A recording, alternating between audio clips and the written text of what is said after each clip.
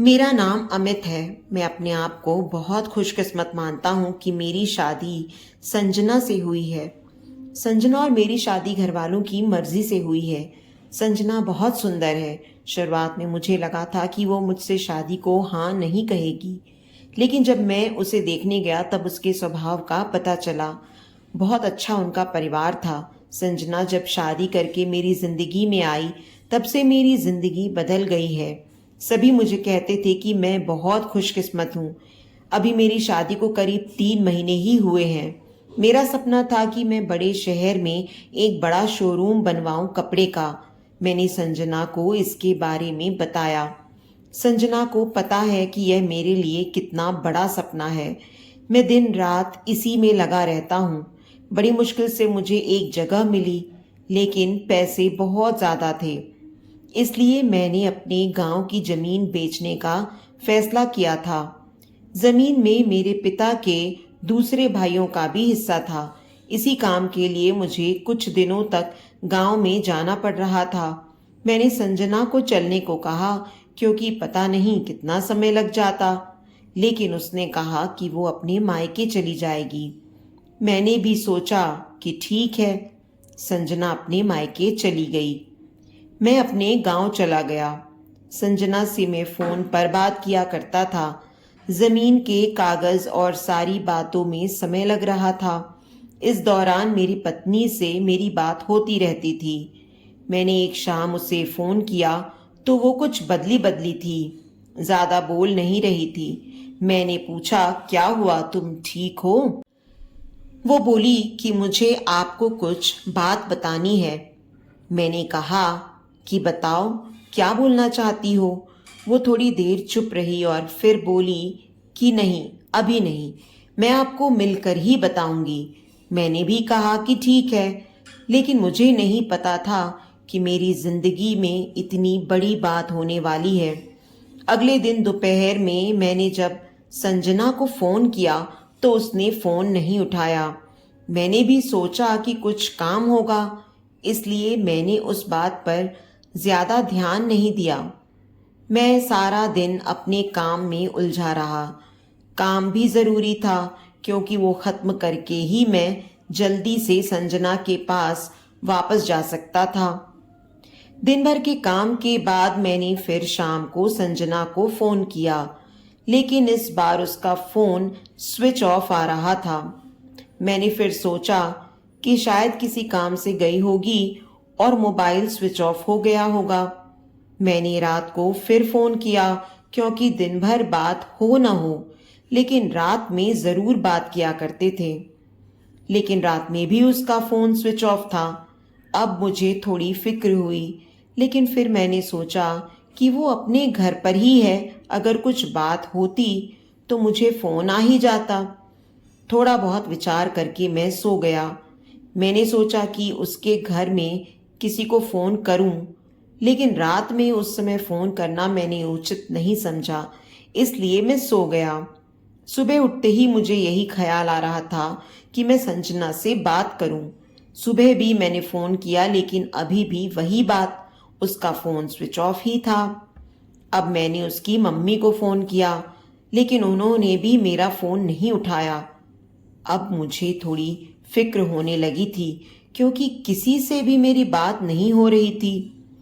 करीब 3 दिन तक ना संजना का फोन आया, ना उसकी माँ का।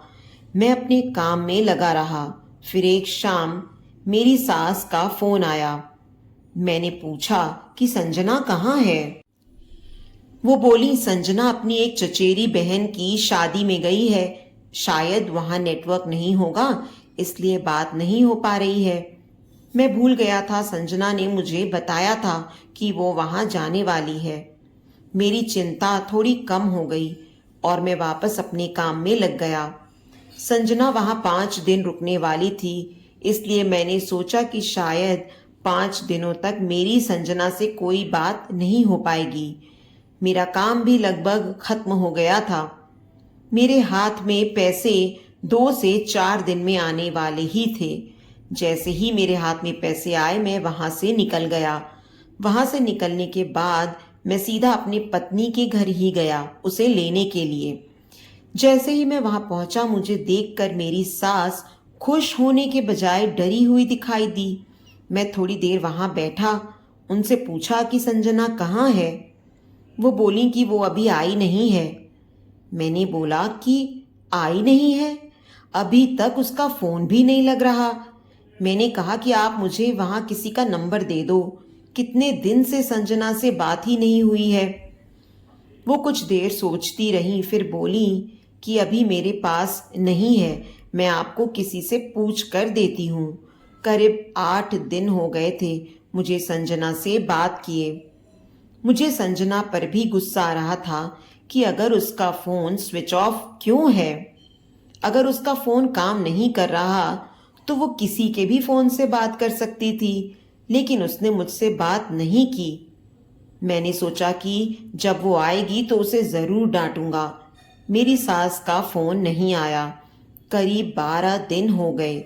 एक दिन मैं उनके घर वापस गया, लेकिन अब वो भी घर पर नहीं थी, ना ही मेरा फोन उठा रही थी।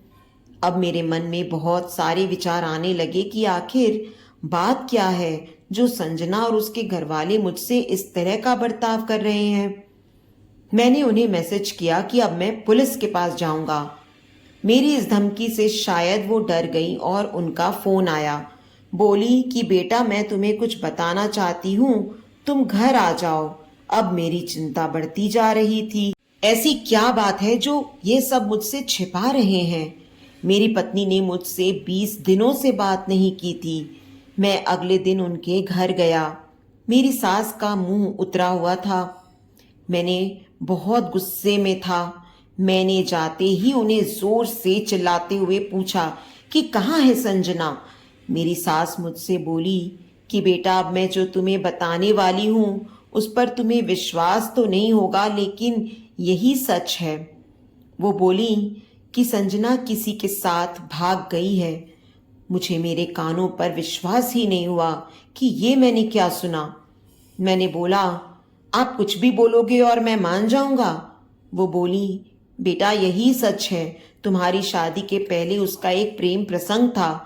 जब वो वहां गांव में अपनी बहन की शादी में गई थी तो उसे वो लड़का वहां मिल गया और वो मौका देखकर वहां से भाग गई। मैं जानती हूं कि तुम उससे बहुत प्यार करते हो, लेकिन अब यही सच है, तुम्हें उसे भूलना होगा। हम लोग पुलिस के पास नहीं गए, नहीं तो बदनामी होगी, इसलिए हम इस बात को तुमसे छिपा रहे थे। संजना मेरे साथ 3 महीने तक रही थी। जितना मैं उसे जानता था वो ऐसा नहीं कर सकती थी, लेकिन उसकी माँ यह कह रही थी तो मैं कैसे ना मानता। मेरा मन अभी भी मानने को तैयार नहीं था। मेरी सास मेरे आगे रो रही थी, माफी मांग रही थी। इतनी बड़ी बात मेरे घर वालों को पता चली तो उन्हें भी विश्वास नहीं हुआ। संजना स्वभाव से बिल्कुल ऐसी नहीं लग रही थी। संजना की मां को देखकर मैं और मेरे घरवाले चुप रह गए। हमने कुछ बड़ा कदम नहीं उठाया। मैं अपने साथ हुए इस धोखे को बर्दाश्त नहीं कर पाया। मैंने संजना को बहुत प्यार किया और मुझे कुछ भी हासिल नहीं हुआ। संजना नाम से मुझे नफरत हो गई। मेरी जिंदगी पर इसका बहुत असर हुआ। मैं जो शोरूम की शुरुआत करने वाला था उसके लिए मेरे पास अब सब कुछ आ गया था, लेकिन फिर भी मुझे अब कुछ करने का मन नहीं हो रहा था। किसी के साथ इतना बड़ा धोखा हुआ हो तो वो कैसे खुश रह सकता है। मेरे घर वाले मुझे संभाल रहे थे। मैंने उसे बहुत ढूंढने की कोशिश की। मैं चाहता था कि वो मुझे मिले तो मैं उससे पूछूं कि आखिर उसने मेरे साथ ऐसा क्यों किया। धीरे धीरे समय बीतता गया। उसे गए अब 7 महीने हो गए थे और मैं भी उसे भूलकर अपनी जिंदगी में वापस बिजी होने की कोशिश करने लगा। एक दिन मेरा उसके घर के पास से जाना हुआ। ऐसे ही मेरा ध्यान उनके घर की खिड़की पर पड़ा। मुझे दिखाई दिया कि खिड़की में संजना है। एक झलक सी दिखी मुझे। मैंने उसी समय उनके दरवाजे का गेट खटखटाया। मेरी सास ने दरवाजा खोला और वो मुझे देखकर ही डर गई। दरवाजा खुलते ही मैं अंदर जाने लगा तो मेरी सास ने मुझे रोका, लेकिन मैं नहीं माना। मैं अंदर कमरे में गया तो संजना को देखकर मैं हैरान रह गया। संजना व्हील चेयर पर बैठी थी। संजना ने मुझे देखा और उसकी आंखों से आंसू बहने लगे। मैंने पूछा, ये क्या हुआ? संजना बस रो रही थी। मेरी सास बोली कि बेटा, संजना जब शादी में गई थी तब उसका एक्सीडेंट हो गया था और उसे ऐसी जगह चोट आई जिसके कारण अब वो चल नहीं सकती है। एक्सीडेंट के समय भी बेहोशी में ये बस यही कह रही थी कि तुम्हें ना बताया जाए क्योंकि वो बड़े काम के लिए गए हैं। डॉक्टर ने जब बताया कि हो सकता है संजना अब चल ना सके और इलाज पर बहुत ज़्यादा पैसा लगेगा, तब भी मैंने कहा कि दामाद जी को बता देते हैं। लेकिन संजना ने कहा कि माँ, मैं उनकी ज़िंदगी खराब नहीं कर सकती। उनका सपना है शोरूम खोलने का। उनकी ज़िंदगी में मैं जाऊंगी तो उन पर बोझ ही बनूंगी। इसलिए संजना ने यह झूठ तुम्हें कहने को कहा ताकि तुम उसे भला बुरा कहकर उसे भूल जाओ और उससे नफरत करो। मेरी पत्नी मुझसे इतना प्यार करती है, ये सोचकर मेरा दिल भर आया। मैंने उससे कहा कि संजना, अगर मेरे साथ ऐसा कुछ हो जाता तो क्या तुम मुझे छोड़ देती? संजना ने रोते हुए कहा कि ऐसा मत बोलो। संजना ने कहा कि मैं आपकी दोषी हूँ। एक्सीडेंट में हमारा बच्चा जो मेरे गर्भ में था वो भी नहीं बचा। आप मुझे भूल जाएं और दूसरी शादी कर लीजिए। मैं आप पर बोझ बनकर नहीं रहना चाहती। संजना की आंखों से बहते आंसू नहीं रुक रहे थे। कितने दिनों उसने इन्हें रोक रखा होगा। मैंने संजना को बीते कुछ महीनों में ना जाने क्या कुछ नहीं कहा, लेकिन अब मैं अपनी संजना को एक पल भी अपने से दूर नहीं रखना चाहता था। मैंने संजना की एक बात नहीं सुनी और उसे अपने साथ ले आया। अब कोशिश यही है कि वो फिर से चल सके। मैंने मेरा शोरूम बेच दिया और अच्छे से अच्छे अस्पताल में संजना को दिखाया है। उम्मीद की किरण दिखाई दे रही है। बस मैं यही चाहता हूँ कि वो फिर से अपने पैरों पर खड़ी हो जाए।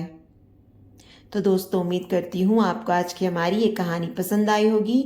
कहानी पसंद आई है तो वीडियो को लाइक और शेयर करें। चैनल पर नए हैं तो चैनल को सब्सक्राइब करें और हाँ, नोटिफिकेशन बेल को ज़रूर दबाएं ताकि अगली अपडेट सबसे पहले आपको मिले।